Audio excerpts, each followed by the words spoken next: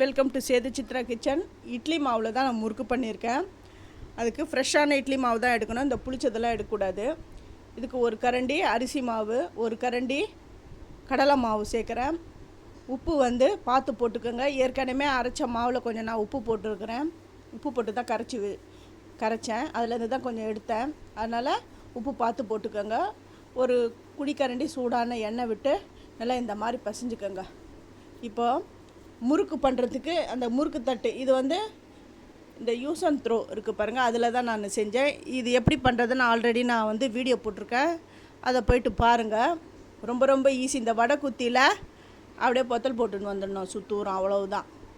ஏன்னா இந்த முறுக்கு ஷேப் இது ஜாங்கிரி முறுக்கு அப்படின்னு சொல்லுவாங்க. இது வீட்டிலலாம் இதுவரை யாரும் பண்ணது கிடையாது. ஃபஸ்ட்டு நான் தான் யூடியூப்பில் இந்த மாதிரி நான் செஞ்சு போடுறேன். ஓரளவுக்கு ஜாங்கிரி முறுக்கு மாதிரி வரும். இந்த முறுக்கு குழாயில் நான் செட் பண்ணிட்டேன். அந்த முறுக்கு தட்டுக்கு ஏற்ற மாதிரி தான் சைஸ் வச்சு கட் பண்ணி நான் இந்த முறுக்கு தட்டு பண்ணியிருக்கேன். இந்த மாவு இதில் ஃபில் பண்ணணும். ஃபில் பண்ணுறதுக்கு முன்னாடி அந்த எண்ணெய் சுத்தூரம் தடவிக்கோங்க. அப்போ தான் அந்த மாவு ஒட்டாமல் வரும். இப்போது ஒரு ஜல்லிக்கரண்டி எடுத்திருக்கேன். அரிக்கரண்டியை அதையும் நல்லா எண்ணெய் போட்டு தேய்ச்சிட்டேன். இப்போ எப்படி பண்ணோம் பாருங்கள். அப்படி ஒரே ஒரு சுற்று, அவ்வளவுதான். அந்த பூ முறுக்கு ரெடி ஆகிடுது. இது பார்க்குறதுக்கு இப்படி தான் இருக்கும். அப்படி திருப்பி போட்டிங்கன்னா அந்த பூ முறுக்கு ஷேப்பில் இந்த ஜாங்கிரி முறுக்கு அப்படின்னு சொல்லுவாங்க. இது பாருங்கள், எந்த நல்லா அழகாக வந்திருக்கு பாருங்கள். இந்த முறுக்கெல்லாம் இந்த மிஷினில் தான் பண்ணுவாங்க, முறுக்கு மிஷினில் பண்ணுவாங்க. அப்புறம் இந்த முறுக்கு பெரிய பெரிய மாஸ்டர்ஸ்லாம் பண்ணுவாங்க. ஆனால் அது பண்ணும்பொழுது அந்த முறுக்கு தட்டு என்ன டிசைனில் நான் தட்டு யூஸ் பண்ணுறோம் அப்படின்றதெல்லாம் அவங்க சொல்லவே மாட்டாங்க.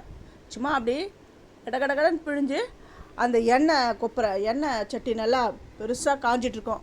அதை டக்குன்னு தட்டி போட்டுடுவாங்க.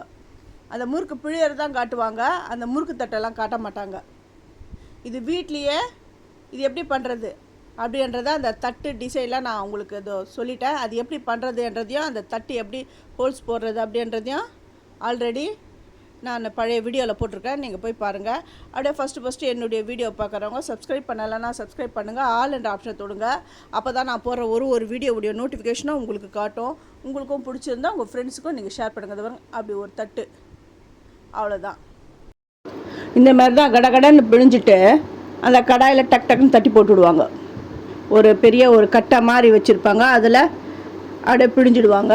அப்படியே அந்த எண்ணெய் தட்டில் அப்படி தட்டிடுவாங்க, அவ்வளோதான். இந்த மாதிரி தான் பண்ணுவாங்க. இது அந்த டிசைன்லாம் காட்ட மாட்டாங்க. என்ன டிசைனில் முறுக்கு இந்த டிசைன் தட்டில் தான் முறுக்கு இந்த மாதிரி முறுக்கு வரும் அப்படிலாம் காட்ட மாட்டாங்க.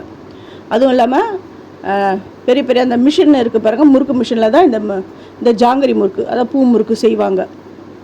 இந்த வீட்டையே எப்படி பண்ணுறதுன்னு நான் ரொம்ப சிம்பிளாக நான் சொல்லி கொடுத்துருக்கேன் பாருங்கள். இதை நீங்கள் ட்ரை பண்ணுங்கள். நம்ம எப்போவுமே தேன் குழல், அப்புறம் கை முறுக்கு, இந்த மாதிரி தான் பண்ணிட்டு வருவோம். இது ஒரு டிஃப்ரெண்ட்டாக இருக்கும். அது இட்லி மாவில் பண்ணியிருக்கேன். இது நல்லா பர்ஃபெக்டாக நல்லா நொறுங்கி நல்லா கிறிஸ்பியாக இருக்குது.